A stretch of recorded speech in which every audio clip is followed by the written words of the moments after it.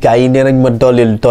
macha allah kon bàyyil ma dolli dama lay wax yi nga xam ne boo koy wax jigéen da lay gën a bëgg aussi tamit da lay gën a fonk di la gën a bàyyi xel jëlal ma jox la mais nag abonnel te nga like vidéo bi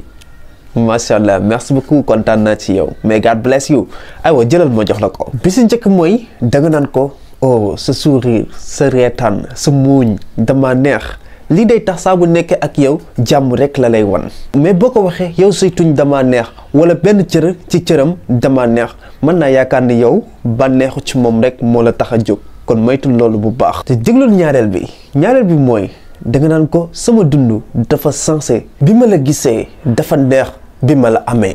lii day tax mu xam ne am na lum liggéey ci yow te day tax muy gën di def effort. ñetteel bi mooy.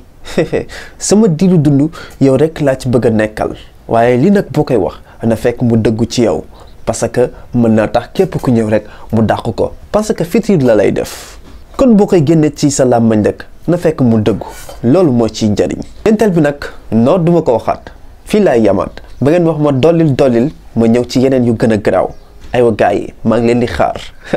abonné leen te like te xaar ma ñëwaat.